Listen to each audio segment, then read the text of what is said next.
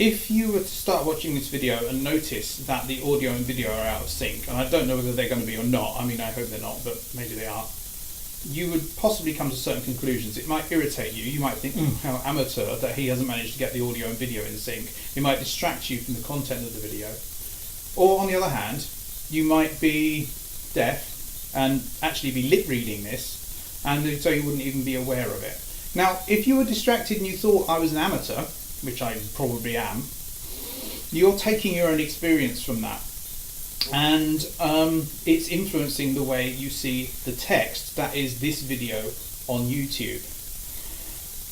Other things are influencing that, the history of this. For example, the only reason it's possible that I'm doing this is that there are discrete cosine transformations regarding the compression of audio and video, and TCP/IP and the other internet protocols that are enabling this video to appear on your screen. As well as that, there is the very principle that moving patterns of light on a screen represent events in the real world in some way. If you were a Kalahari Bushman, you probably wouldn't see it in that way.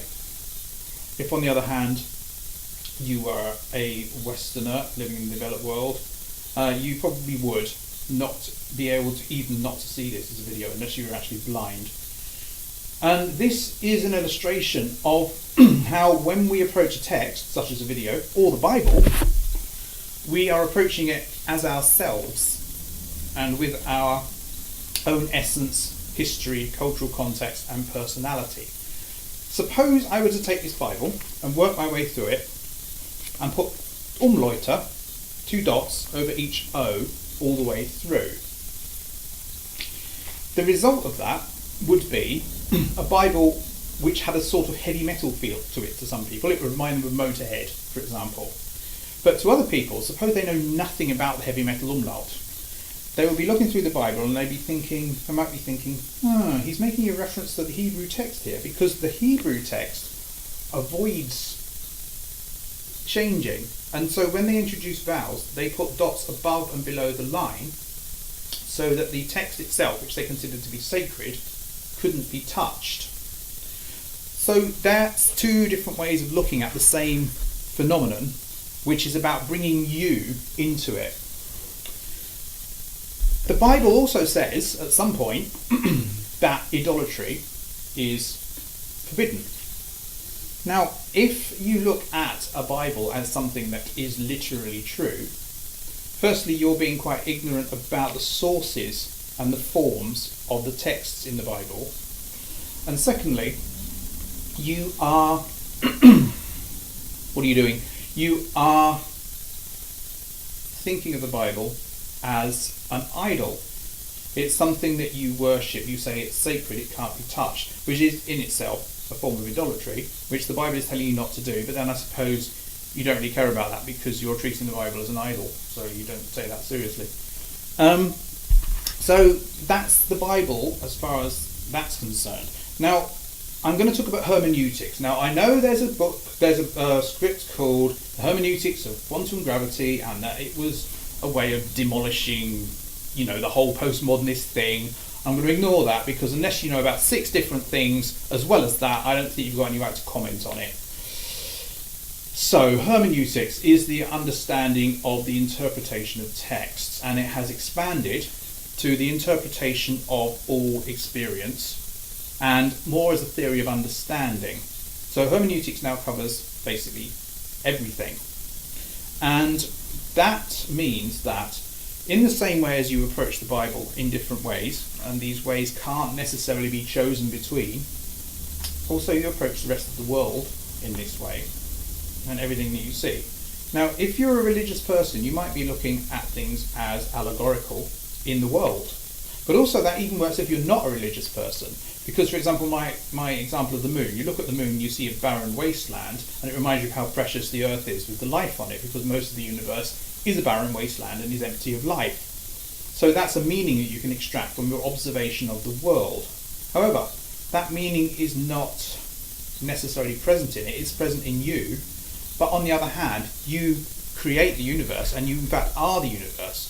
So your being is the universe. You can't step outside it and look at it from somebody else's point of view.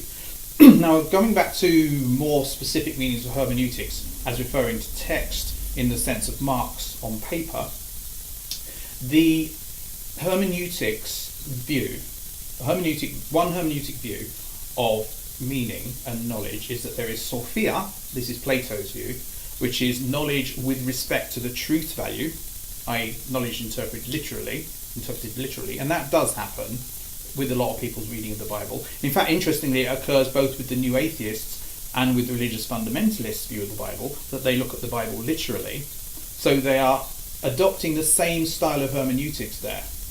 But there is also the hermeneutic meaning, which is an interpretation used by the Midrash, for example, the Jewish interpretation of the Bible, which is that the Bible is not a Greek thing, it's a conversation that's never finished, and that you can always take more meaning out of it.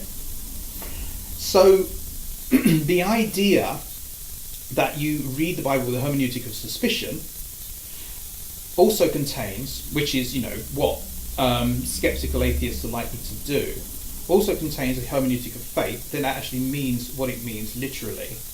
And that's not really a tenable position, because all hermeneutics of suspicion will also be competing with the hermeneutic of faith in anyone's mind, and all hermeneutic of faith also will be competing with a notion of the hermeneutics of suspicion in someone's mind. For example, somebody who interprets the Bible literally might be quite worried by the fact that there appear to be inconsistencies between the Gospels, or that the feeding of the 5,000 is the feeding of the 4,000, I think it is, in another context, in just like a chapter later in Matthew, I think.